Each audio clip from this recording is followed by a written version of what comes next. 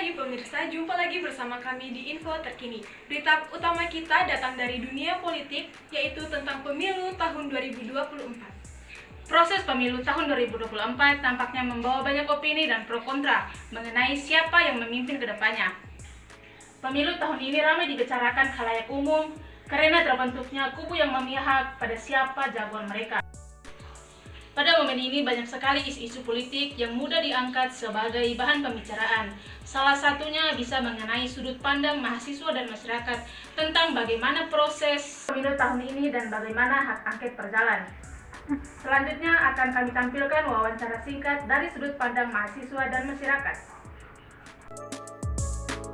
Baik, bersama saya Husna SL. Di sini saya akan melakukan wawancara dengan salah satu mahasiswa mengenai isu politik tentang pemilu tahun 2024. Baik, saya mempersilakan kakaknya untuk memperkenalkan diri dulu. Oke, perkenalkan, nama saya Maria Rosanti Jo, saya mahasiswa keperawatan.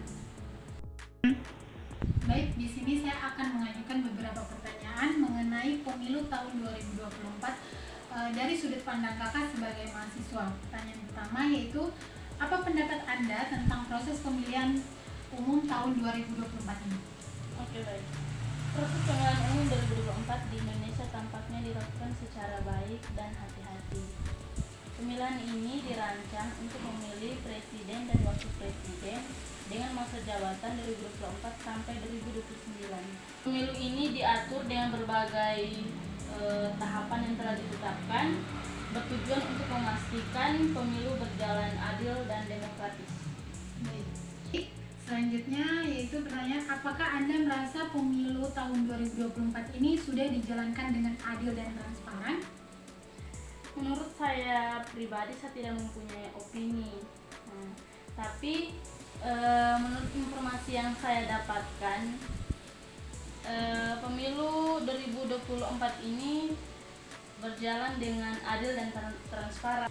Tahapan-tahapan pemilu telah diatur dengan baik untuk memastikan pemilu berjalan dengan adil dan demokratis. Baik, selanjutnya pertanyaannya itu, bagaimana Anda melihat peran partai politik dalam menggunakan hak angket setelah pemilu tahun 2024?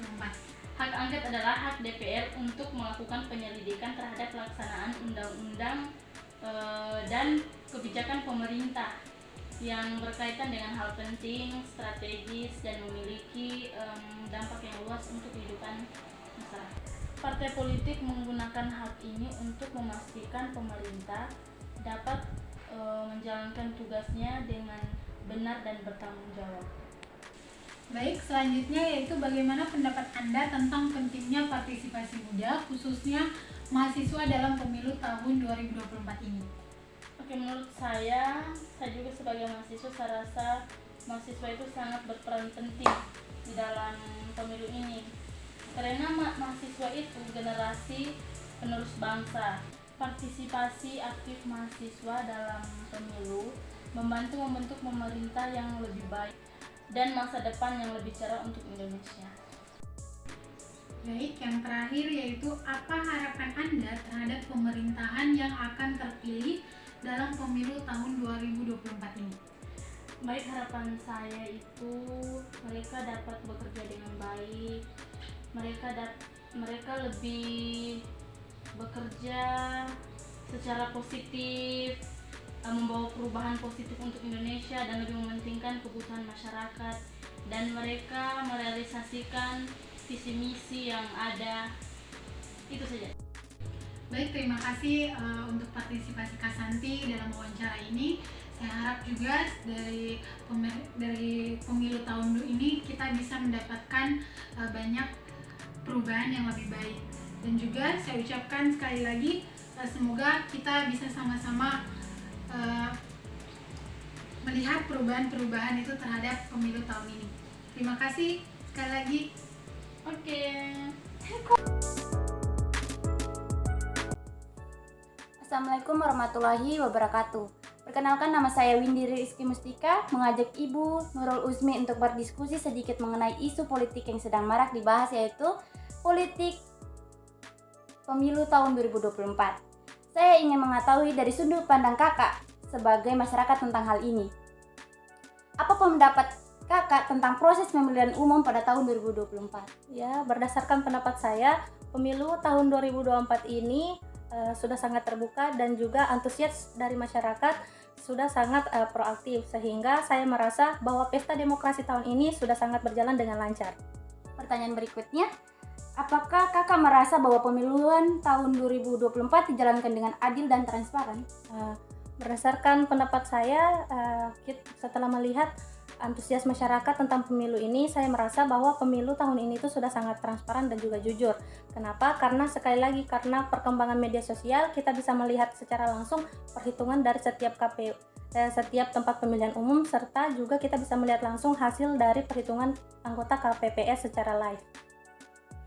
Baik, ke pertanyaan selanjutnya, bagaimana Kakak melihat peran partai politik dalam menggunakan hak angket setelah pemilu tahun 2024?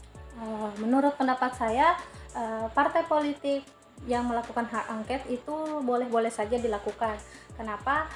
Hak angket sendiri itu biasanya diusulkan karena kemungkinan terjadinya suatu tindakan kecurangan saat proses pemilu berlangsung. Ya, jadi menurut saya partai politik itu sangat sah saja melakukan hak angket untuk membuktikan ada tidaknya kecurangan yang terjadi saat pemilu.